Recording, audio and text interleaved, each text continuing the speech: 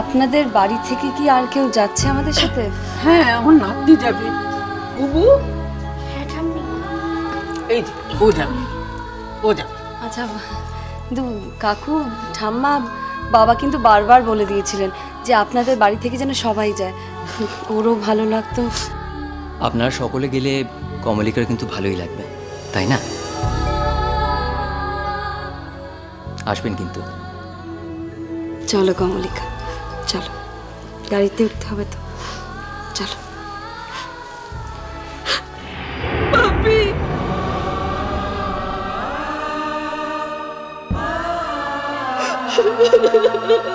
মা,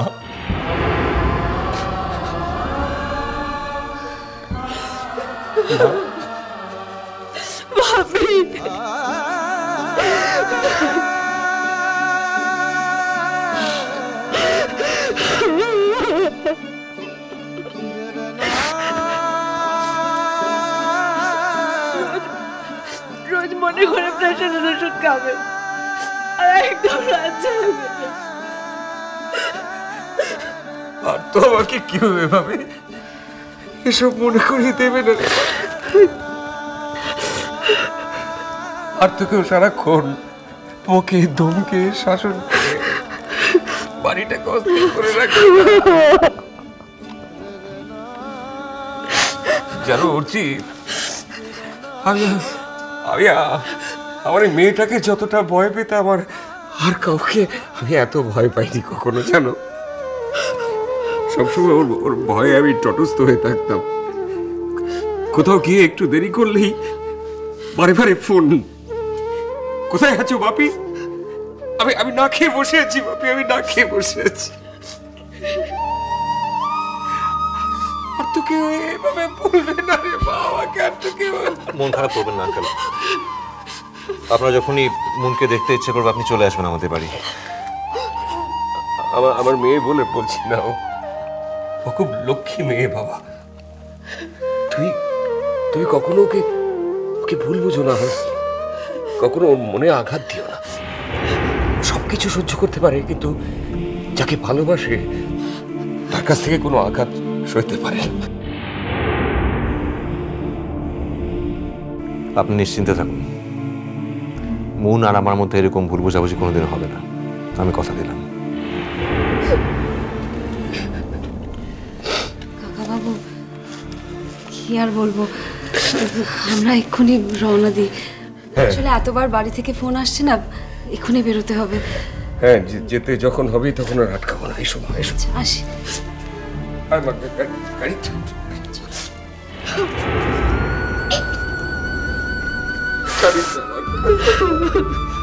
লক্ষ্মী মা, আমার কাঁদিস না।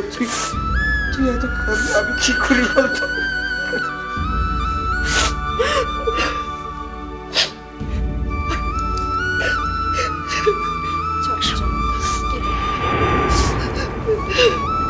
লক্ষ্মী বাচ্চা। বিজুয়ানি, মুনিয়া,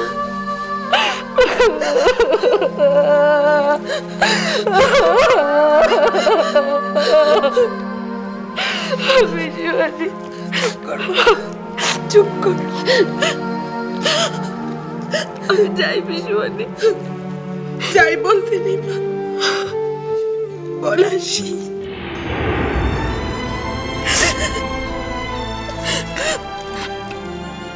আমার বাপিটাকে দেখো বিজুয়ানি, বাপিটাকে দেখো।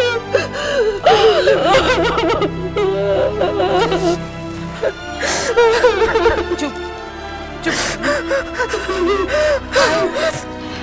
চল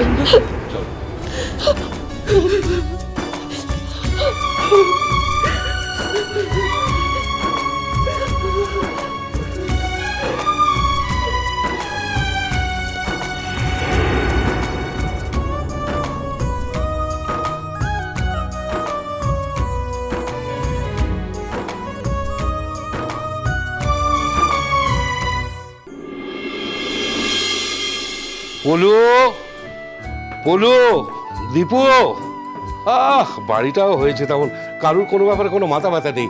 দিন রাত গায়ে হাওয়া লাগিয়ে ঘুরে বেড়াচ্ছে আর বসে বসে গপ্প গুজব করছে।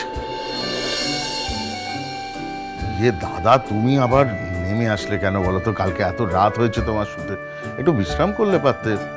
মানে আমি বলছিলাম একটু শুয়ে বসে থাকতে আর কি। হ্যাঁ, আমি বিশ্রাম নিলেই তো তোমাদের সুবিধে, বাড়িটাকে একবারে বিশৃঙ্খলার চরমে পৌঁছে দিতে পারো। দেখো কোন কথার কি উত্তর। আচ্ছা ছোট্টাপু, আমি বুঝে পাই না যে তুমি ভালো কথাগুলো কেন বলতে যাও এই মানুষটাকে। সবাই মিলে যে গপ্প গুজব করছো, কাজের কাজ কিছু করেছো? দাদা, আপনার মেজো ভাই তো ওদিককার সব ব্যবস্থাটা করছে, মানে ওই অতিথিদের দেখাশোনা করা, রান্নাবান্না তদারকি করা। আর রান্না তো ঠাকুরই করছে, সেই জন্যই। হ্যাঁ, কাজ তো এ বাড়িতে একজনই করে। আর বাড়ির বড় বউ, সে শুধু বাচ্চাদের নিয়ে সারা দিন হা হা হি হি করে যাচ্ছে। জানি তো, তুমি তো কোনোদিন আমায় বসা দেখতে পারো না, একটু আনন্দ হয়ে হুল্লোড় করে বসে তো দেখতে পারো না। ও দিদি ভাই, রাগ করো না। দাদা, এটা কিন্তু আপনার ভীষণ অন্যায়। আচ্ছা, আমাদের এখন কি এমন কাজ আছে বলুন তো, যে আমরা একটুখানি গল্প করতে পারবো না? কি কাজ আছে? বলি নতুন বউ এলো বলে কটা বাজে শুনি। ওমা, কথা শুনো। আচ্ছা, নতুন বউ আসবে বলে কি একবারে দরজার বাইরে গিয়ে দাঁড়িয়ে থাকবো? আশ্চর্য তো। আর তাছাড়া নীলু বলেছে ওরা বেরোবার আগে ওখান থেকে ফোন করে দেবে। ওরা বেরিয়ে পড়েছে। বেরিয়ে পড়েছে? হ্যাঁ, আমি প্রবুদ্ধকে ফোন করেছিলাম, ও বললো এই বেরিয়েছে। এ দেখেছো, আমি না বললে তো তোমরা কেউ জানতেও পারতে না। ও ছোট, ও মেজো, তাহলে চল আমরা এই দুধ আলতে টালতে সব রেডি করি। চল। মা, বলছিলাম যে সুন্দরলাল কোথায়? ও কেন রে? রান্নাঘরে দেখলাম না, একটু চা করতে বলতো, আমার মাথাটা খুব ধরেছে। ও ও বোধহয় নেই রে রূপু, ওই মল্লিক বাড়িতে গেছে। ওখানে ওই চন্দননগরের নখুরিরা এসছে না, ওদের দেখাশোনা করতে। কেন, তোমার আবার মাথা ধরলো কেন? ওই কালকে অনেক রাত্রে ফেরা হয়েছে, তারপর আমার ঘরেই তো সব ঠাসাঠাসি গাদাগাদি করে লোকজন শুয়েছে, আমার ঠিক ঘুম হয়নি। দাঁড়া রূপু, দাঁড়া, আগে বউ বরণের ব্যবস্থাটা করি, তারপর তো চা বানিয়ে দেবো।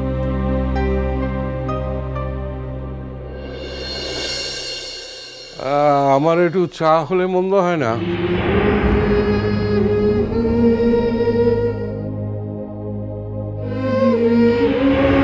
দেখো, এখন বানিয়ে দিতে পারবো না, আগে বউ বরণের ব্যবস্থাটা করি। কেন এতক্ষণ তো তাড়াহুড়ো করছিলে, এখন কেন? হ্যাঁ, কিন্তু চা তো আজকাল বাহাই ভালো করতে পারে, তো ওকে একটু বলো না, তাহলে আমিও একটু খেতাম। হ্যাঁ, বাহাই বানাক। বাহা, এই বাহা,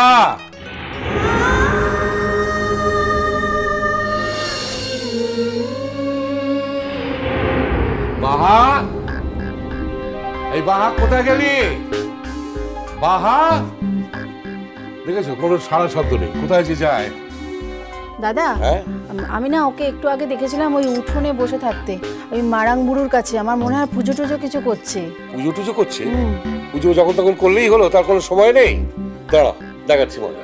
থাক, অনেক হয়েছে, তোমাকে আর বেশি হম্বিতম্বি করতে হবে না। এমনিতে বাড়ি ভর্তি এত লোক, মেয়েটা একেবারে চুপচাপ মেরে গেছে কদিন হলো। ও নিশ্চয়ই বাড়ির জন্য বড্ড মন কেমন করছে আমার মনে হয়।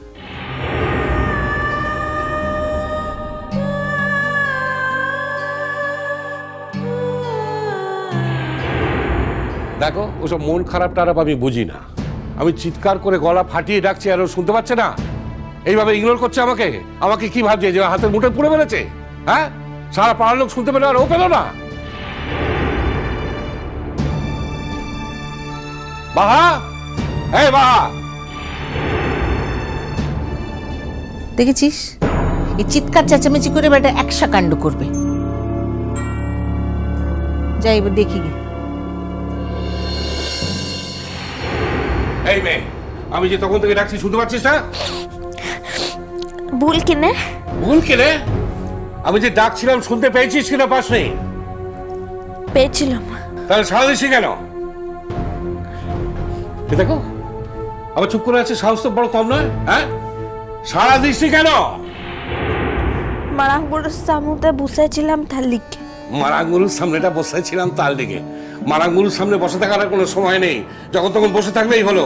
লেখাপড়া তো চুলোর ধরে গেছে, কাজকর্ম নেই, সারাদিন শুধু নেচে বেড়ালেই হবে? আচ্ছা বাবা, আচ্ছা হয়েছে, তোমার চা করা নিয়ে কথা তো। চা তো বাহা, একটু চা করে দে তো মা।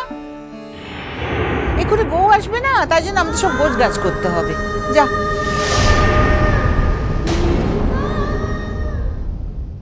এ কি বাহা, তুমি কাঁদছো কেন? আমি তো তোমাকে ভালো কথাই বললাম।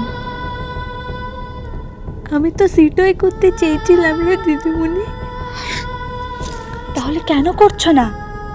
আচ্ছা তোমাদের ওদিকে কি কলেজ আছে? তাহলে তুমি কেন বাড়ি যেতে চাইছো? তুই জানিস না রে দিদিমণি, আমাকে যেতেই হবে, আমার আর কোনো উপায় নাই। মিষ্টি কুটু মিষ্টি কুটু মিষ্টি কুটু।